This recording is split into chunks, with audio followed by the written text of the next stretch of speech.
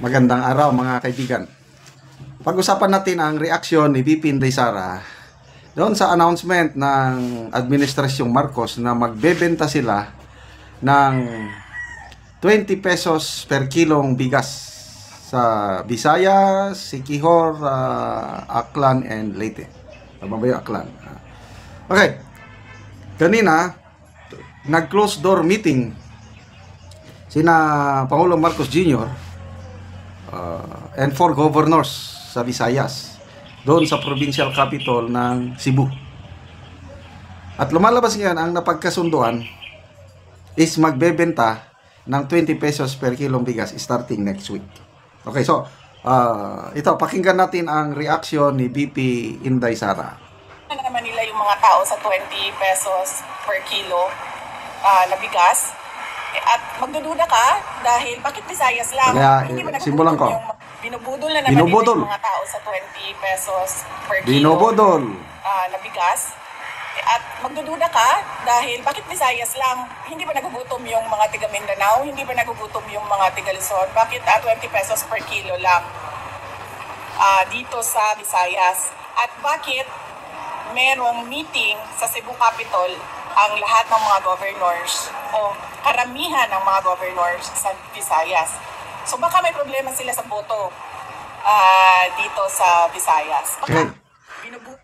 Baka may problema sila sa boto dito sa Visayas. Okay, ito, related story, Sunstar Cebu, 2 hours ago na post. 20 rice program, 20 per kilo rice program. Department of Agriculture Secretary Francisco Tio Laurel Jr. announced the launch of the 20 rice program for Western, Central, Eastern Visayas next week. The announcement was made during a meeting with President Marcos Jr. and governors of the 3 regions held at the Cebu Provincial Capitol on April 23, 2025. So, talagang, go na. Kasi pinag-meetingan eh. So, yung tanong ni VP Sara, bakit Visayas lang? Maganda sana ito, buong Pilipinas. Kaming taga Mindanao. Kayong mga viewers ko, Mindanao ba kayo or Luzon? Anong pakiramdam nyo na Visayas lang ang bebentahan ng 20 pesos per kilong bigas? Di ba parang unfair? Kasi itong 20 pesos per kilong bigas, hindi yan ang tunay na presyo ng bigas. Kasi lugi yan. Palay pa lang, mga 14 to 16 pesos per kilo na ang punan, palay.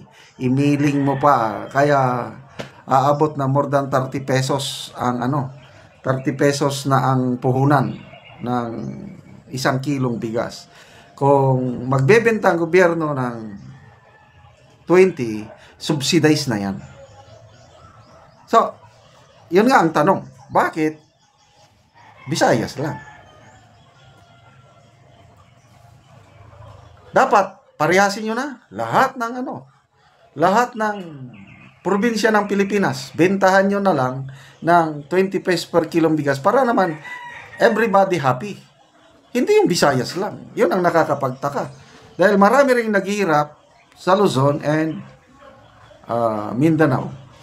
But I don't know, dito sa Mindanao, kahit magbenta pa kayo ng 20 pesos per kilong bigas, I'm sure maraming bibili. Kailangan kung ang motive nila kung lang kasi sabi ni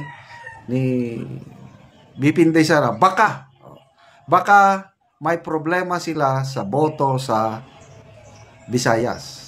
Ano sa tingin nyo? May problema ba sila? I-comment nyo. Sa Mindanao, I'm sure may problema sila sa boto. Kasi yung survey ratings ng Pangulong Marcos Jr. dito sa Mindanao, yung Pulse Asia, ang approval rating lang niya dito sa Mindanao is 4%. Samantalang si VP Sara, 97%. Sa Visayas, ganun din. Ang approval rating ni PBBM sa Visayas is 29%. Samantalang si VP Sara, 70%. Malakas. Si VP Sara, Visayas and Mindanao. O malakas ang mga Duterte, Visayas and Mindanao. So, Mindanao, pupunta sila, magbibenta ng 20 pesos per kilong bigas. Baka nakita nila, baka wala ring mangyari. Kasi, made up na ang mind ng mga Mindanaoans na PDP laban sila. Duterte plus 2 sila. So, Visayas, baka sakali pa. Kung totoo, yung sinasabi ni VP Sara na baka problema nila ang boto sa Mindanao. Luzon, bakit? Medyo, aminin na lang natin, malakas-lakas pa sila sa Luzon.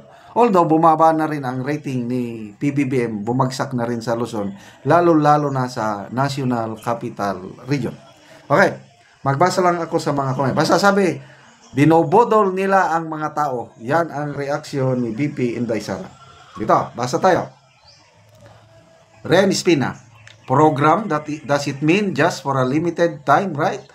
Why target only Visayas region? Ito na. Filipinos deserve better than this. Lore, sabi niya, election time, ilad time, pagpuyo mo, diha. Gigi Alonzo, for election ra, after, balik na sad sa mahal. Hanggang election lang daw. Jason Montero, Clarex kaayo, pangulo-ulo sa mga voters sa Visayas. Harrison Nang, hi, election nagyod. Mone Reyes, after election kay rollback. Dito, puros election. Wala na, hindi nyo na mailad o makuha ng mga tao. Alam nila, itong mga comments na nababasa ko is election. Vote wisely. Ang akin, matuloy to, bili kayo, sayang din yan eh. Bili, kailang yung botohan nyo, yung gusto nyo pa rin, yung nasa puso ninyo. Vote straight PDP, laban, Duterte plus 2. Salamat mga kaibigan sa inyong pagsubaybay sa ating channel, nakakatulong kayo ng malaki.